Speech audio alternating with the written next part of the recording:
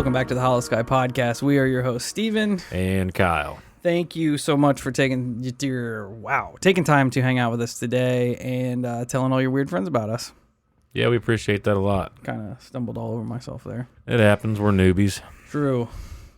Small fish in a big pond, dog. That's right. That is right. Today, Kyle's going to take us back to the underground military base in Dulce, New Mexico. Holler at your for boy. round 2. But before we do that, we got to get through all the business.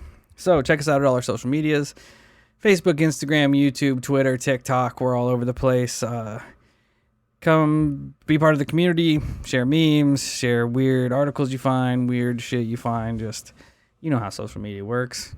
Be social. Post media. That's how it is. Sick. We try to get back to you on our messages as soon as we can. We both live pretty busy lives, so bear with us on that. That being said, Kyle's going to tell you how to get your paranormal encounter to us.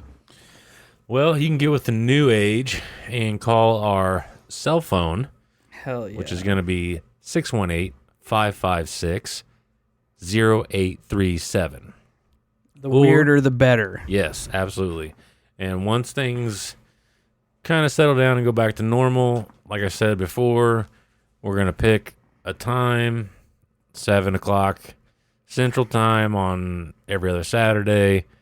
And if you guys want to interview, you're first come, first serve. Give us a call. We're going to do an on-the-spot interview right then and there.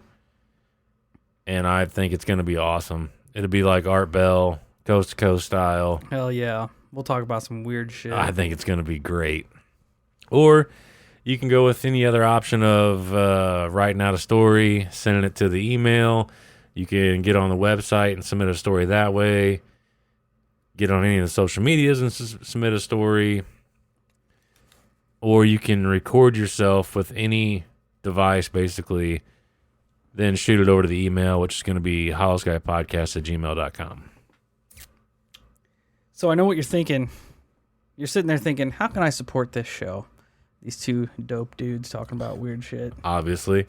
Well, let me tell you how you can do that. First and foremost, give us $5 million. Can do that. Or you can keep listening, subscribe to all of our social medias, and tell all your weird friends about us.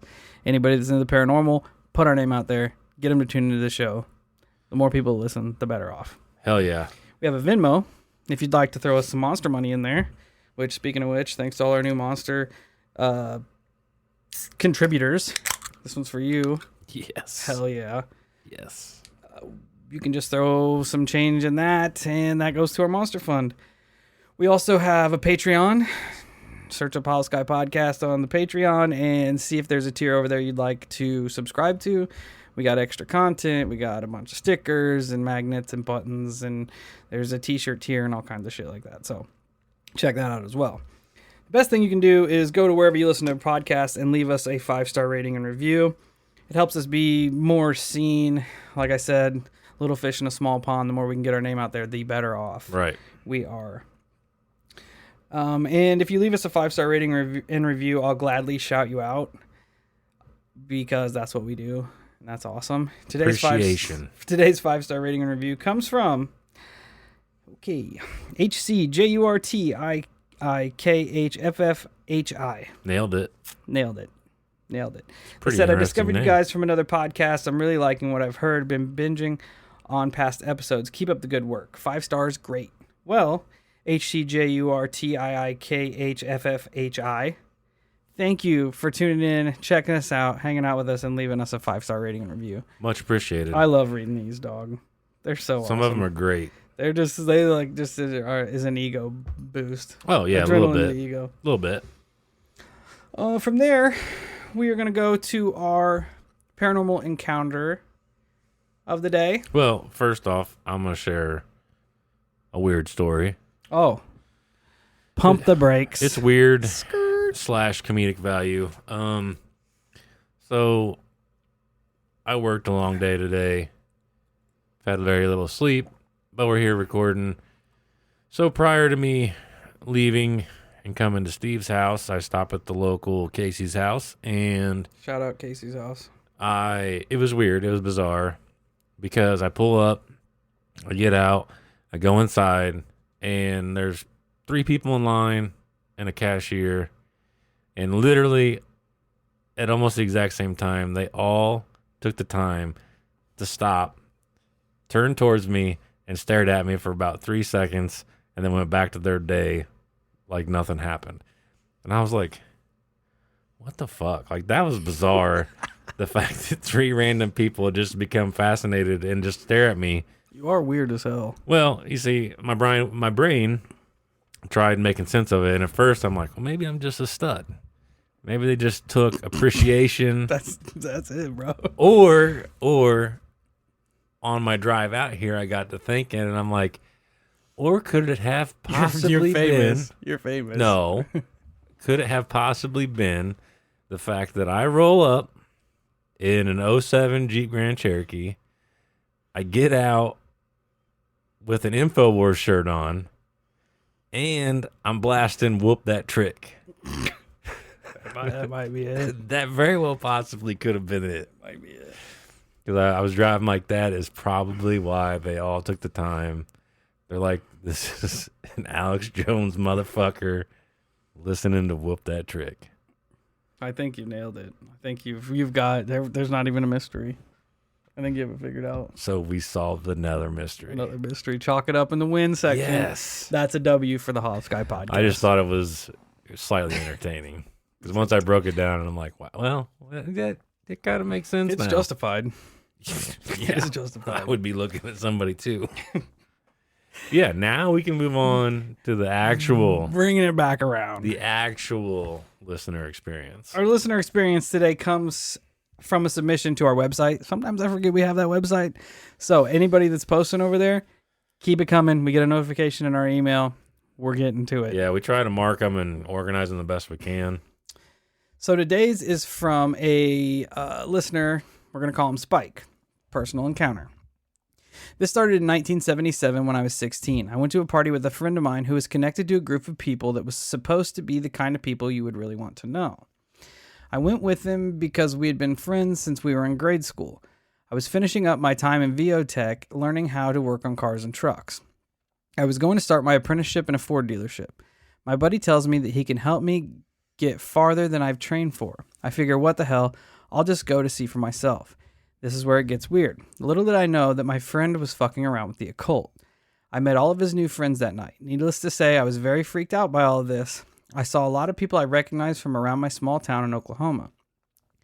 I will keep the names to myself because I don't know if I'm still a target. I watched them do some of their rituals. It lasted 2.5 hours. I promised my friend I would not say anything about what went on there. I know this sounds vague, but I was really concerned by what I saw that night. Little did I know that my friend was becoming a 4th level priest that night. That was the last time I saw my friend. I was freaked out by all of this shit that I saw that night. I asked my friend why he had taken me there, and he told me he was just trying to recruit me. I told him that I was glad that he was my friend, but I wasn't interested in that kind of thing. I lost touch with him that night and was kind of worried that there might be ramifications about saying no to it. Fast forward to 1998. I'm working in a Ford dealership in Sunrise, Florida, minding my own business when I got called upon the drive to do a recall on a Mustang.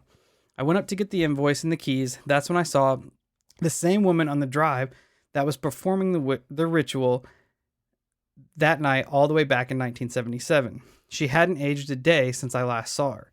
She looked at me and smiled and said it was nice to see me again. I didn't know what to say. I was too freaked out to say anything at all.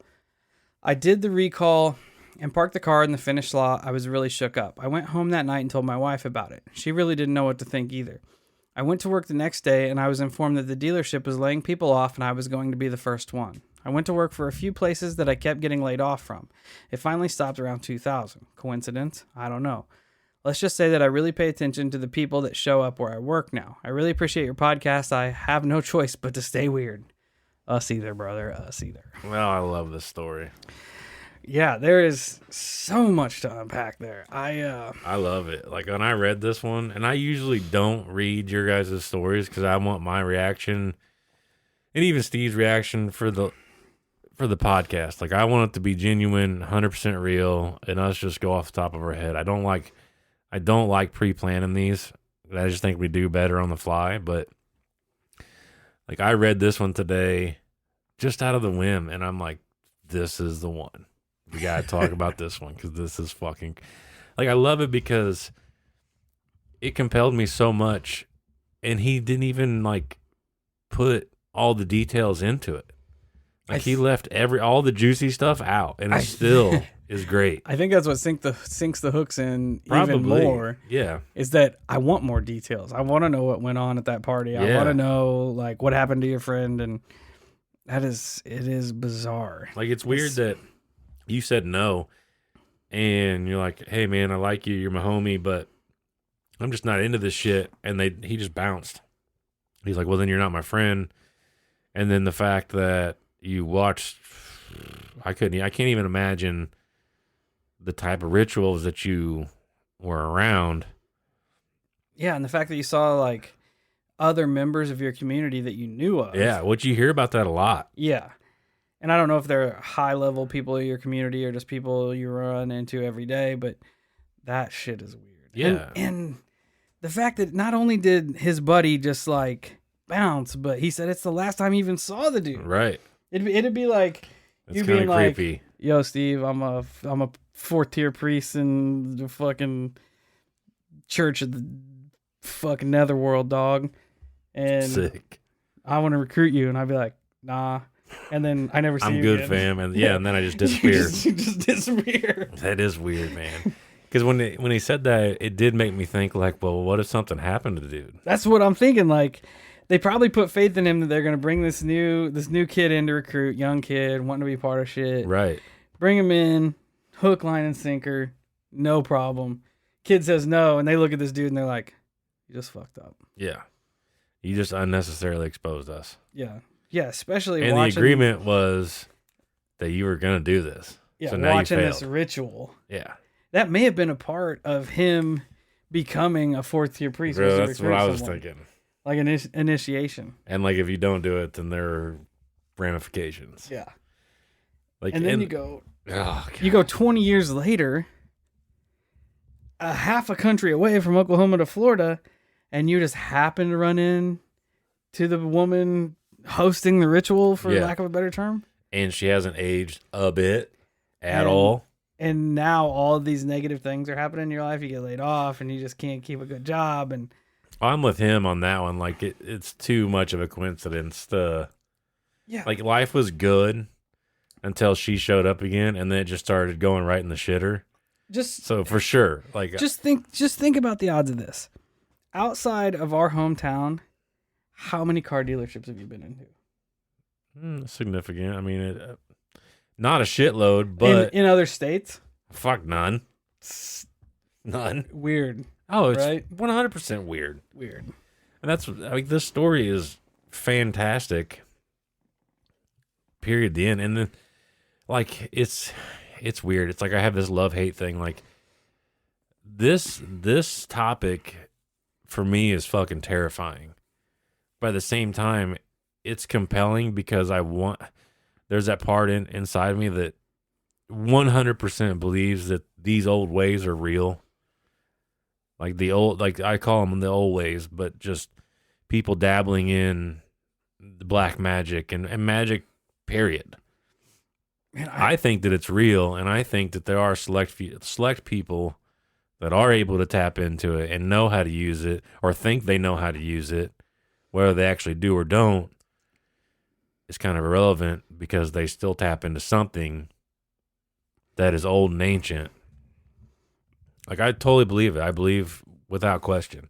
Because the thing that gets me on it is the fact that this shit has hung around for centuries. Forever. Yeah.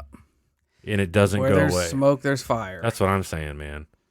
Without question. I almost wish this would have been like a live call-in, because I have so many questions I want to ask him. Fuck yeah. But like he said, seems kind of concerned. I would be too. I'm not going to that lie. he's not going into detail, because he said, I know it sounds vague, but I was really concerned with what I saw.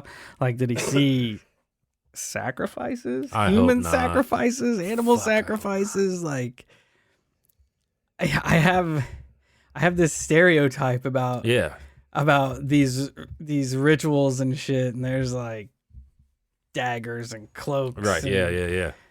all this stuff. Straight I'm wondering if it's the same or I don't know, man. If you ever decide you do want to call in to the phone line and talk about it, we will be 100% anonymous. Oh yeah. We can block out anything that'll even tie you to it, and then we can get down to the nitty gritty and get into these details because I want to know. Oh, I do too. But I don't want you to put your don't safety, put yourself at risk. Yeah. Because your safety is way more fucking important. That's what I'm so looking forward to about the new phone line is getting the weird shit. Oh, same here, dude. The weird shit. Like Kyle just played a voicemail for me. All I'm gonna say to you guys is gnome encounter. Yeah. So that's coming down the pipeline. It's awesome. It is fucking wonderful. Yeah, because like me and Steve were hunting this kind of new lead we got going on, and so I start checking the phone, thinking maybe said person might have reached out to us. I hit the voicemail play button because, like I said, I don't listen to this shit until it's go time, and the guy's like, I've experienced gnomes, and I shut the fucking voicemail off. I'm like, nope, too good. Got to be done in person with Steve. We got to have legit reactions. Saving it. Boom. Saving it. Anyways. So, yeah. But, Spike, thank you so much for sharing your encounter with us. Dude, awesome. Terrifying, but awesome. I need to know more. I need to know what happened in that ritual. I say that I would like to know. But there's a part of me that knows it's going to be scary as fuck. Yeah. And like Biggie said, everybody wants to do creepy shit until it's time to do creepy shit. It's true. So that's a direct quote. Yeah. Don't talk about it, be about it, I guess. So, yeah. Awesome. That being said, thank you for submitting your story. Well, appreciate it a lot. Feel free to submit some more about it because I'll read it. Same. From there, we are now magically whisked back to Dulce, New Mexico. Back to Dulce. Back to the underground base that doesn't exist. Yeah, so, we leave off, we pick back up with, because we went over basically the town, some of the strange occurrences that have been happening in the town with the cattle mutilations, the weird craft being seen all around the town, and apparently, there is no base in the mountain at all. Just all coincidence, right? Of course. So we're going to kind of pick up here with Paul Bennewitz, and he's got a pretty infamous story, and I'm going to go into it a little bit because he does add to this story to help get to my initial goal, which was the base itself and the story of there being multi-layers and alien battle, all this fucking crazy stuff. But spoiler alert. Yeah. So Paul Bennewitz, in 1980, Bennewitz and a psychologist / UFOologist named Dr. Leo Sprinkle, sounds fake. First off, Leo Sprinkle. Right. But they began to investigate a UFO sighting by a woman and her son. After some time with regression, and they recorded shitloads of hours of this lady, apparently, but they start to unearth things. And one of her stories was that she had seen a UFO with her son. But by the time everything was said and done, there was a lot more to this story. So she states that she had not only seen UFOs, but she's seen cattle being taken by the UFOs. Also, her and her son had been abducted by the aliens and taken to the secret underground base in the mountain, where they saw cattle being mutilated and drained of all their blood, and they also saw vats of human body parts. Of course. Which is terrifying. I couldn't even begin to imagine I picture you being like halfway in and out of it from groggy, from all the bullshit. And then you look over and you just see this giant test tube looking thing full of human body parts. And you're like, well, this is the place where I need to be. Especially with my child here too. Great. Yeah, that'd be awful. Yeah, I'd want to fight everyone. Bad enough by yourself. Oh, I could. But it's different when your kid's with you. Yeah, absolutely. I'd want to stab everything in the room. Getting everything. Captain stabbing. Might as well, right? Yeah. So, and she says that the aliens placed some sort of implant into the bodies of her and her son. Now, through this device, the aliens could actually control their minds.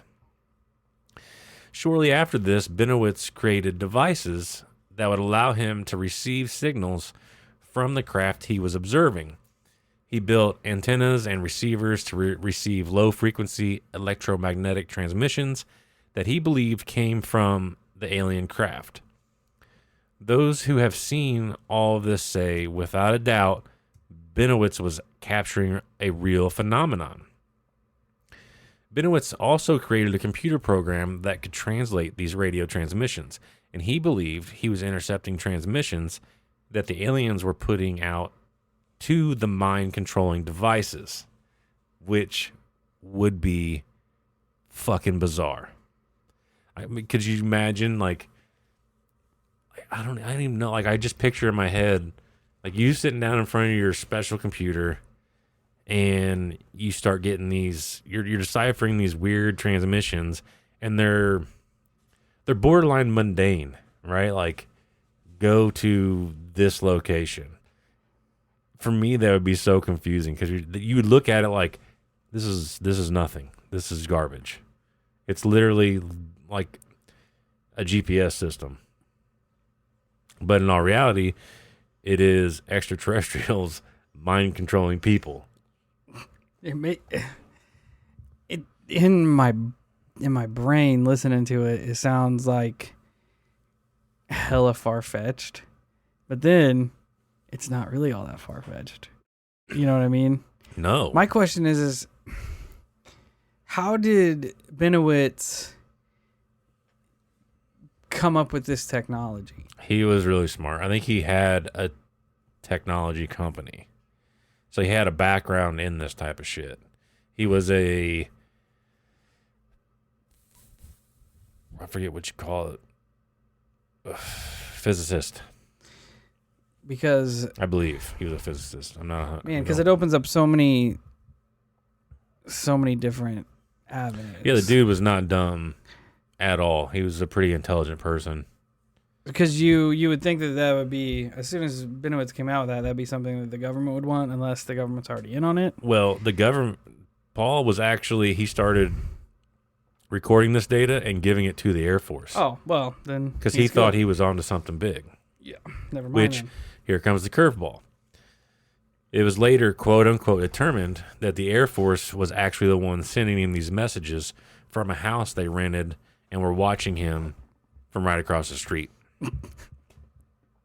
So, and then Bennewitz would keep presenting his evidence to the Air Force, and the Air Force they were even encouraging him to apply for grants to get money to help him keep digging into this. So they either knew he was onto something, or they were afraid he was going to get onto something. Yeah. So they want him to keep going the direction he was going. Like, I almost borderline feel like this is how they spun it. And they, like you said, it is almost like he stumbled onto something that they hadn't figured out yet. But they were like, you know what? Let's just let this motherfucker run with it. And then later on, we'll just call him fucking crazy. We'll just take all of his stuff and call him crazy. Because it literally, like, at the end of the story, of Paul's story, there's even, I think it's Bill Moore. He comes out and says that he is Paul Bennewitz's disinformation agent. He fesses up to it, quote unquote, which is kind of sus if you ask me, now that I think about it. Was it after Bennewitz was already dead? I believe so. So that's just another layer of distraction, essentially. That's kind of where I'm at with this. Because there are a lot of people that completely discredit Paul's encounters because this Bill Moore, comes out and says that he was hired by the Air Force to feed Paul with all this crazy disinformation. But it kind of, the way my brain's been thinking lately is it's kind of the reversal of roles. Like, this is just their cover story to wrap it all up in a nice little package. And not to mention, like, think about it. You know, it's in the 80s or whatever it was, and people want to believe the government. They want to believe the things that they're being told, right? So, in which case, let's just pretend that Paul actually was stumbling onto a bunch of alien stuff, and they were afraid he was going to make it public, because that's what he was trying to do.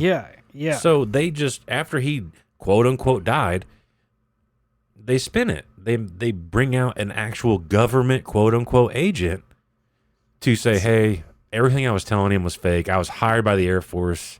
Yeah, I'm gonna see how far in you get into what they were doing, what they said that they were doing to like disinform him. But I'm reading this article here and I'm like, holy shit. Go for it. Talk about it. So, like, it said he had computer software that interpreted alien languages. Right. They said that he actually spotted a crashed UFO from his airplane. Did you hear that? Yes. And he even went as far as to sound the alert for a full-scale invasion, which makes him sound even crazier. All the time, according to this article, it said that the investigators were watching him, seeing what he was doing.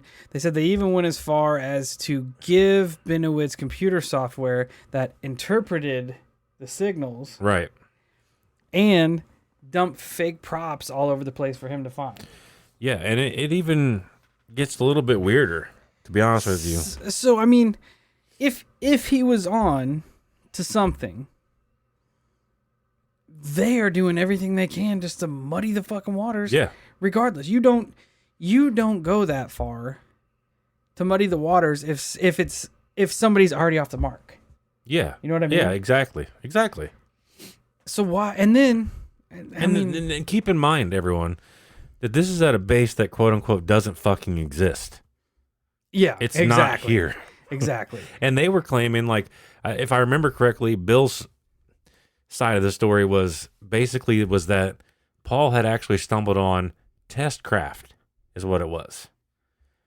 It was actually a top secret plane or whatever the fuck it was, and they were trying to basically lead him astray because they didn't want anybody to know about it. But nevertheless, this is at a base that isn't supposed to fucking exist. So there's that. Weird. Right. Weird. So, because literally all they had to say is, no, the base doesn't exist. Yeah. If the base didn't exist. Right.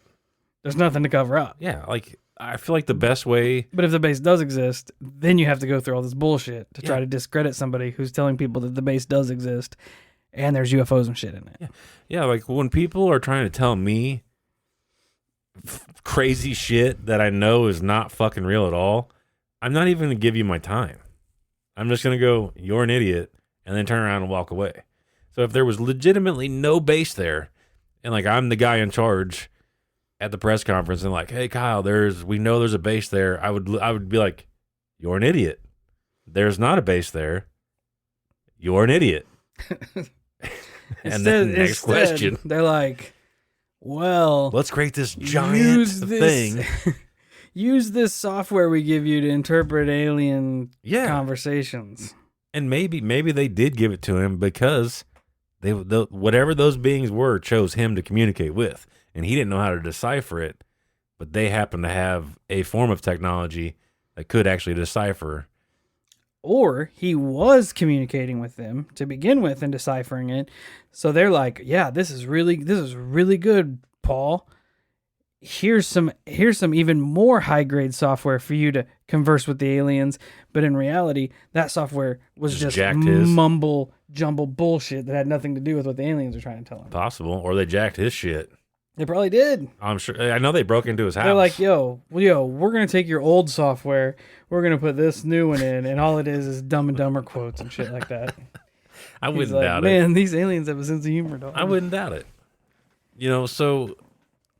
Later it was determined that he received a great deal of both false and real information from the Air Force, who had obviously started a giant, well, not obviously, but apparently started a giant disinformation campaign against him. Bennewitz said that the alien transmission he was getting told of 2 types of aliens that had already invaded the U.S., the peaceful whites and the evil grays. The Greys had a treaty with the government and were allowed to build a secret underground base beneath the Archuleta Mesa. Now, later is when this Bill Moore comes into the picture, and it's great because he is apparently recruited by a person that goes by the handle Falcon,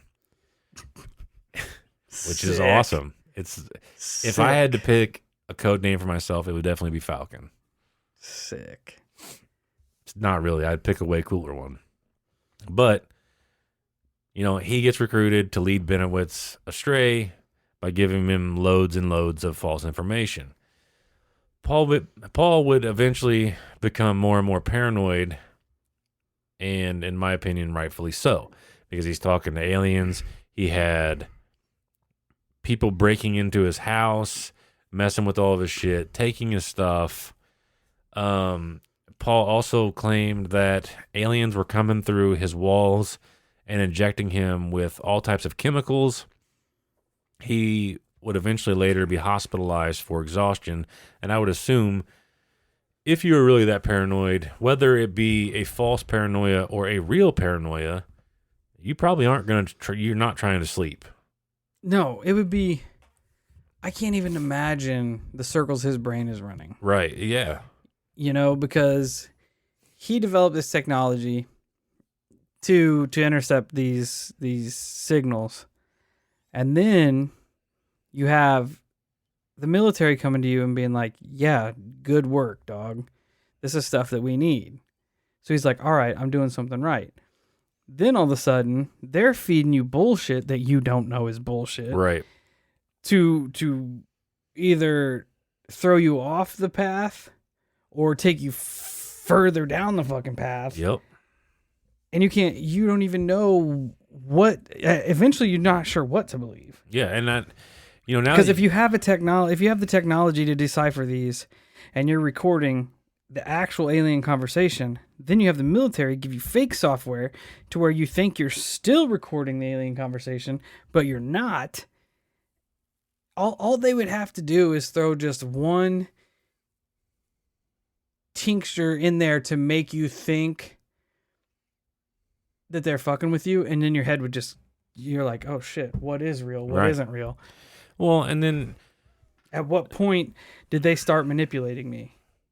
Yeah. And how much are they No, you're manipulating right. me? And then to take it back, think about it. If all they're trying to do is make this dude look crazy for no fucking reason. He was doing it on his own. He's doing it on his own. They invested legit resources in renting a house across from him and all the surveillance software that they needed to fuck with him. They would break into his house, rearrange his house. Exactly. So that's kind of sus in itself, but not to mention, we've actually kind of been in Paul's shoes because, in my opinion, we may or may not have a disinformation agent or two working with or against us in certain cases. And you do feel that type of paranoia. They fucking with us? Yeah, the second you think they could be fucking with you, and like Steve said, then your brain racks all the way to the beginning. Well, what's real and what's not? Yeah. Is any of it even real? Is all of it real? What do I do? Because there's literally been moments where me and Steve have gone, we can't trust anybody except ourselves. Exactly what I thought. And I shit you not, we've had that conversation. Case in point, I know we go back to Egress all the time, but there was a point in Egress where we were getting so much information from so many different angles. You don't even know what road to go down. Yeah, you don't even know. No, because we would sit here and talk on the phone. He would come over. I would come over. That's why the only thing that I held as Egress truth was what came directly from their number to my phone. Right. To my burner phone. Yeah, and then Everything else I put in a separate category Yep. because we don't even we don't even know what the fuck went on. No, the possibilities were endless. They were endless. That number that was texting you at work, we are no closer to figuring out what the fuck that was about than we were the exact minute they text you. Exactly. I mean, yeah, without question. I still to this day don't have a clue. We have got possible theories and locations and yada yada yada, this, that, and the other. But is it concrete? No. No, it's almost like it was just there to muddy the water. Stop paying attention to this. Yeah. So I feel Paul's pain. Yeah, we went on a tangent there. We're bringing it back around. Yeah, I feel his pain. Like I said, we've legitimately had those phone calls where text messages where it's we cannot trust anybody except ourselves. It like does. you and me. It just makes your brain go in circles. It does, and that's what I was kind of getting at is that. And now take that times 10, where you think you are legitimately, without question, talking to aliens, seeing aliens. They're injecting chemicals in you. You're gonna be fucked up. Yeah, and I mean, on that, he totally could have like his initial path down this road, as far as we know, was not guided by the government. Right. They only started putting their fingers in it when he started presenting stuff, falling into actual evidence. Yeah. And then they're like, hold up. First off, we're going to get as much information from him as we can that's going to benefit us. Then we're going to start a smear campaign to make him look like a crazy asshole. That's what I'm saying, man. That's what I'm saying. Like, it just, I like, and if any of you listening can just try to wrap your brain around that. I mean, imagine you have 5 friends and they all have different versions of the same story. And you're believing one, but then this other one comes in with a little bit more information where you're like, well, maybe you're real. And then it just starts to convolute and your brain just gets pulled in every direction. Yeah. And you're like, who do I trust? What do I do? Exactly. I don't know. I don't know. You have 5 friends and friend number 1 is telling you, hey, this is how it is. And then friend number 5 is like, no, dog, it's like this. Yeah. It's 100% different. And you're like, all right. Awesome. Sick. I know exactly what to do now. At some point, you just have to put it all, you have to just like step away from it almost. Because and look at it it's objectively. just pulling you so far away. I can't imagine. I mean, I can imagine a small, minute particle of what he was experiencing, but to the point to where they're staging evidence, they're manipulating your data that you're receiving, they're breaking into your house. Like, it was enough. That's excessive. It was enough to rattle my brain just trying to wade through the bullshit of our own experiences, but to the point to where it's affecting your everyday life every day. Of course you're going to go fucking crazy. Yeah. Yeah. And then if you find out later that CIA/NSA is involved, all that fucking crazy stuff, because, you know, the research that I was digging through, they were claiming that like 80% of the information given to Paul was more or less true. And the other 20%, which quote unquote involved the aliens, was false. So it makes you wonder perception why. of the person with the book is that they were more so chasing experimental craft, which I don't fucking necessarily believe, because the government they jumped through a lot of goddamn hoops to make this look like an alien cover up and some dude going crazy. But the weird thing is that you go back to Gabe, right? Gabe was the dude I started off with, who is the town police officer. Well, Paul has been in contact with Gabe, been telling him all this shit. And he tells Gabe, he's like, dude, there's a base up on the mountain, and I'm going there to check it out. So Gabe's like, well, fuck it, I'll go with you, bro. And so they start going up the mountain, and apparently the road going up the mountain is insanely rugged.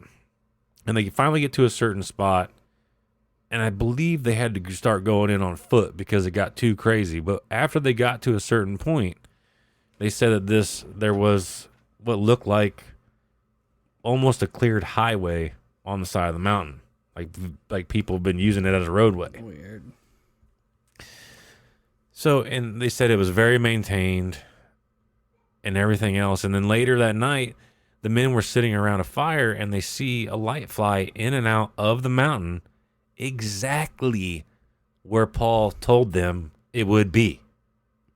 But there is not a base on the mountain. Of course there's Quote, not. unquote. They also found evidence of the crash Paul had originally been chasing. So there's that. There's evidence that something crashed on the side of the mountain because they end up finding large trees snapped in half about halfway up. Like something was coming down, started hitting the trees and just breaking them over. So at this point, everything that Paul has given them is relatively true. But there's still no base on this mountain. There's no UFO involvement. It was an experimental craft. They also, while looking around this area, they find a green pin with the words U.S. government on the side. So there's that too. I love it. And ironically enough, one of the men, because I guess this Gabe guy took a small party up there with him. Well, he later finds out that one of the men who came with him was actually working with the CIA/NSA. Gotta keep an eye on stuff. So, yeah, I mean, because the CIA just likes to hike on mountains with local PD, right? Yeah, to the base that doesn't exist. My thing is, if you're gonna go as far as to give him 80% real alien information, No, the 80%, according to said person, which I don't believe, 80% of the information was real. That there was a downed craft, but it wasn't alien craft. oh, The alien portion is the was muddy the fake water, stuff, quote unquote. So, why didn't they want? Why would they try to disinform that there was a downed craft? Because they have a secret base there and they don't want anybody to know about it? And Paul was chasing what he thought was a downed craft because he actually found that evidence of a downed craft. And that's what started, to my recollection, that's what started all of this shit. That wasn't Paul, a UFO. Yeah, So supposedly. they're feeding him the UFO bullshit. Yes, to get him and the public away from the fact that they're testing experimental aircraft in that area. But It's like a weather balloon reversal. yeah, but on top of that, that's kind of why I started with the Dulce itself, because then you got to sprinkle on all the cattle mutilations. You got to sprinkle on all the weird shit that happened in the fucking town itself. Yeah. So you have That's all what that. That's what I was going to circle back to when you started And talking then, about the sheriff again. Now that I think about it, and then you also have the military trying to intervene in them cattle mutilations by putting radar chaff everywhere, shoving it in cattle's mouths and shit. Dude, that's so fucking So weird. once again, this is the second time they've tried intervening in this area. It's a little fucking ironic if you ask me. Did the cattle mutilations happen before Paul started doing his UFO investigation? I believe. Could be wrong. Unless it is one gigantic disinformation. Unless that base is there and they are testing shit that it goes beyond UFOs. So they start cutting up the cows. They start making it look like there's alien intervention. So this gets Paul's attention. He comes in. He's like, yeah, they got a military base down there. They have UFOs in there. When in actuality, they've got shit way beyond UFOs in that. It's 100% possible because that's where this story originally intended to go, was the fact that there is an underground base there, and it is one of them places where the military is actively working with the aliens, and they're helping each other do weird shit. They're helping with the abduction of people. Like there's this whole unwritten deal. That's where this story was supposed to go initially. Oh man, that makes my brain. Because and the other side of this, Paul decides he's going to keep digging, right?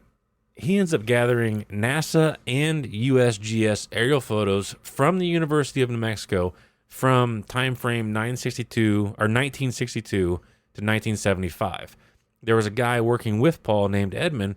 He was also able to obtain aerial photos from 1986, which clearly show military vehicles on the ground at the location of the alleged base. So yeah, why are there military vehicles on the side of a mountain if there's not a base there, or if there is not intended military activity? And let's be 100% clear here.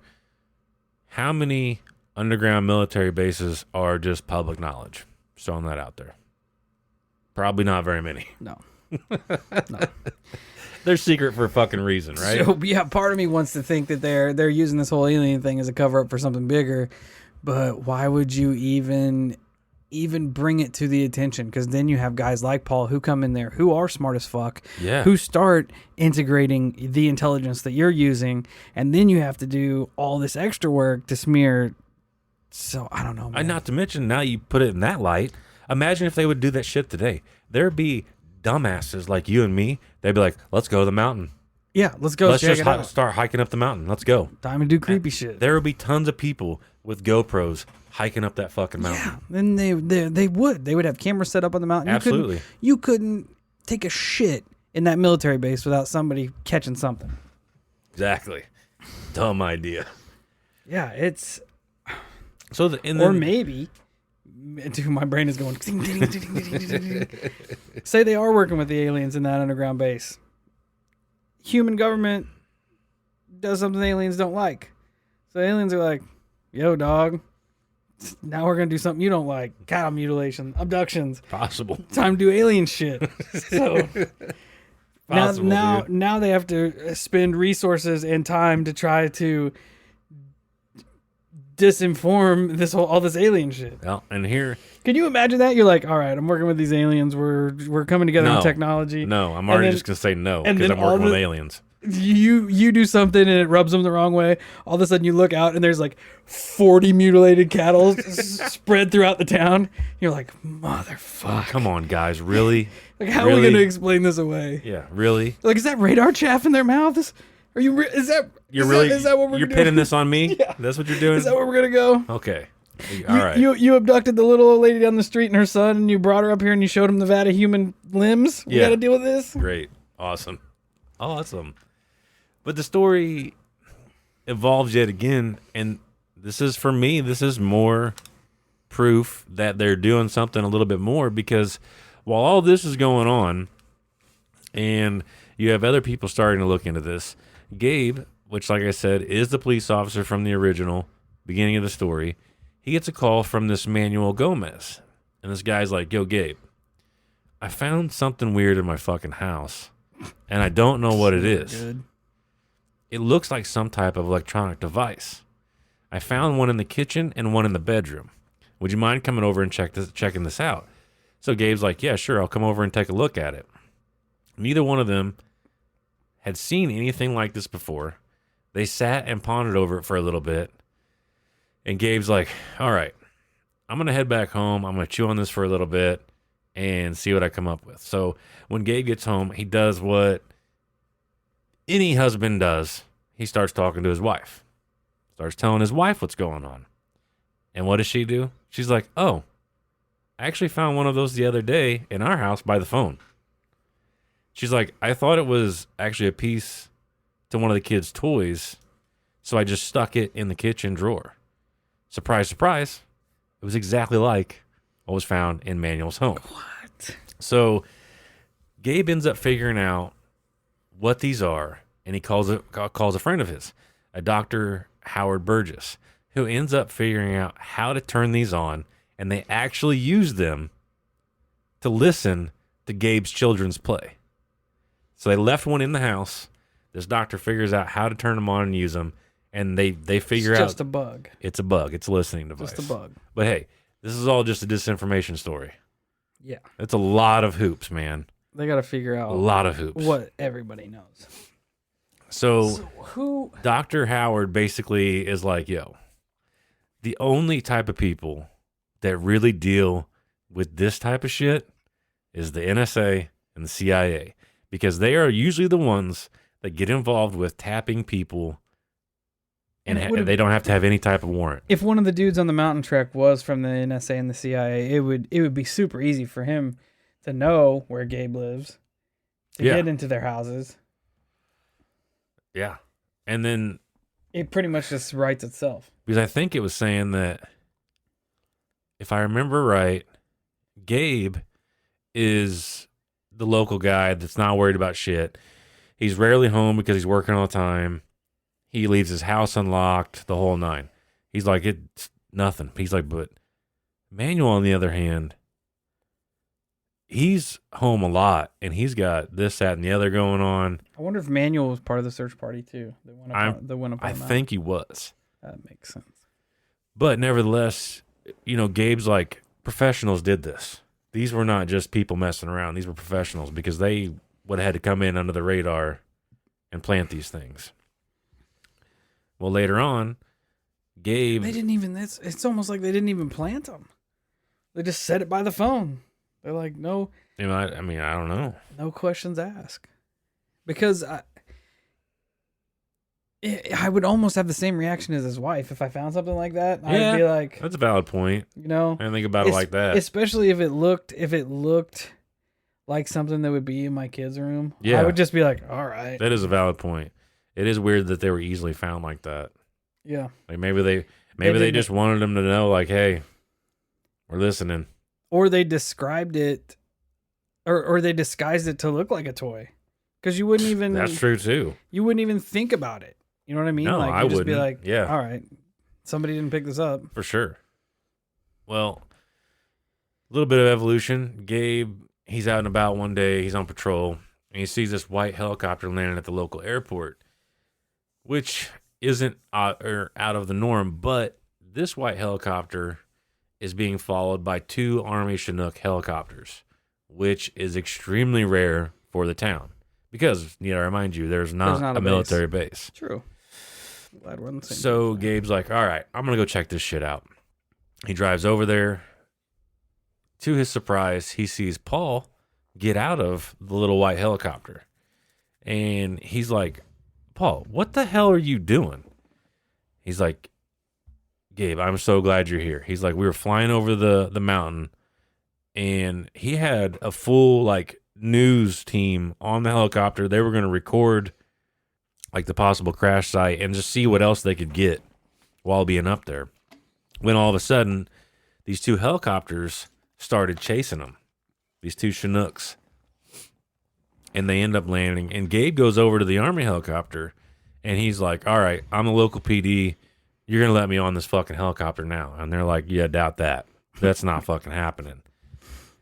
And while Gabe actually has his son with him at the time, and him and his son both see 2 helicopters loaded with fully armed military men. They were straight up ready to rock. Assault rifles, the whole 9. 2 teams in each helicopter. Now, whenever Gabe pressed them, and he's like, why are you even here? Why are you at this airport? All they got in response was, hey, our helicopters were having mechanical issues. And Gabe's like, they were literally on the tarmac for no more than 20 minutes before they, quote unquote, fixed the issue and then took off back towards the mountain. See, toward the base that doesn't exist. Towards the base that doesn't exist.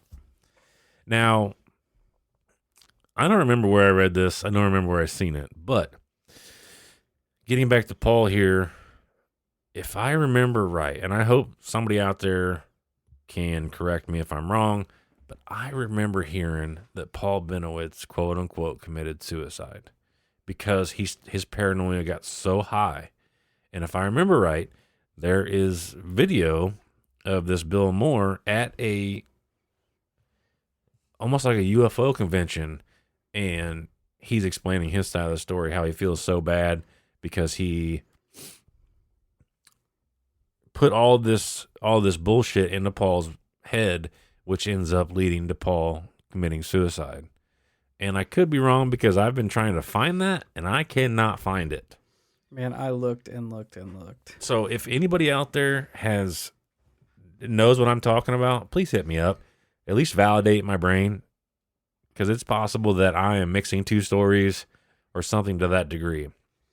because Paul was old as hell when he died. 76 almost. Yeah. So him dying of natural causes isn't really that far out of the realm. No. But No. him committing suicide Right. would also fit the bill for this story. Well, it gets, and like I was telling you, and this is kind of a prelude to the next episode, which will be the final episode on this, but Phil Snyder, who I originally this was gonna be about him. Don't even tell him how. I'm not gonna tell him how. I'm just. It's fucking. He crazy. basically, to a degree, has a similar story to Paul as involving the aliens and et cetera, but ironically enough, he ends up dying later on, too, mysteriously. So, like, it's fucking weird, man. Like, and this is supposed to be quote unquote all fake, all disinformation tactics, but two bodies over disinformation is kind of suspect. Yeah, for sure. And Not you that have shocking. No. Definitely sus. Yeah, and you have two guys relatively they're at least on the same path. They don't have identical stories by any means, but they're both talking about the same fucking entity and the same base. And they both have equal fates. They both fucking die. I'm going to be vague here and everybody's going to hate me for it, but I was thinking about the body parts in the vats. Yeah. Weird, right? Yeah. But the lead that we are semi-chasing right now, the big one that just came through. Yeah. It was the one that I'm thinking of too. When those messages were going through, that person said that the military were using illegal immigrants and homeless to test these UFOs, and the results were horrific. Yeah, they were putting them in the UFOs, all types of shit. So it makes you wonder. Yeah. That there might be some validity here. Those vats may have been people that they were using to test, fly these UFOs. Without question. And like I was saying, this story in itself, for me, is... It's so weird how it lines up, like the timeline of you breaking this story. I know. And then... It's that theory of us, something guiding us. This coming forward. It's weird, bro. It's weird to say the least. It also circles me back around to all these people that are missing 411 and shit. Yeah. What if there isn't a supernatural force out there? What if it's what better agency to make people disappear than the CIA or the NSA or any branch of the government or military taking these people, because a lot of them are incredibly intelligent, well-renowned. Yeah, that's a good point. And they're just disappearing. What if they're bringing them in to try to see if they can operate these crafts? Bro, it's possible. Because with the missing 411 phenomenon, some of these people are dropped right back into the fucking search areas. Yeah. Well, and then to add to that... So what better way to get them back into an area that was previously searched, surrounded by searchers, than alien technology? Oh, yeah. And then, you think that theory sounds crazy, but look at Montauk Project. And the Montauk can still be considered in the realm of conspiracy, but here, I got you. MK Ultra. Who did they majorly test on? You had prostitutes with their Johns. You had basically homeless junkies. Yes, like the undesirables, quote unquote, throwaways. Yes, undesirables. And I don't mean any negative connotation by that. That's that's a term that was considered. Like a homeless person, a lot of people, unfortunately, aren't going to miss one if it goes missing. Or a hooker. People are going to chalk it up to, hey, that's kind of the name of the game, right? Yeah, there's not a whole lot that goes into those cases. What serial killers choose. That's what I mean. Like, it's not like going after the president or, some well-renowned person. It's a whole completely different ballgame. And like in Montauk, they were using orphans. Yeah. And stuff like that. Like, it's so fucked. It's terrible. Terrible to say the least. I don't know, man. It's a fucking weird story. Like, it went way weirder than I thought it was going to be. And like I said, I just wanted to cover the base itself and the story behind it. But it's gotten a lot weirder. And then, like you said, the timing with that. And then I just heard the other day about how the military, there's stories out there, which I'm going to look into, about the military working hand in hand with aliens to help them abduct people and all this crazy shit. It goes exactly hand in hand with what we're looking into. And it's weird because it just literally fell into our lap. Ding, ding. Kind of is par for the course, which is really fucking strange. I just hope that we are able to get more information. Yeah, I hope we can get a hold of this person. Hopefully they didn't get ghosted. So weird. Anyway, good spot to wrap it up. Yep. So tune in next time, hopefully, and we'll come in with part 3 of the Dulce underground base that doesn't exist. Yeah. We went on a lot of tangents here. Thanks for hanging out with us. Yeah, we appreciate it. So check us out at all our social medias. Instagram, YouTube, Twitter, Facebook, TikTok.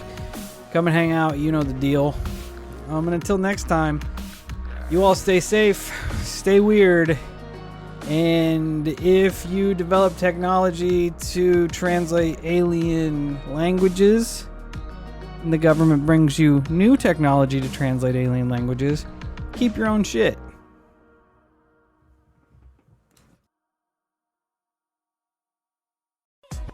They said that since I worked full-time, I wouldn't be able to go to school. But with WGU, I was able to do my classes on my own time and take all my tests online when it suited me best. Learn more at wgu.edu.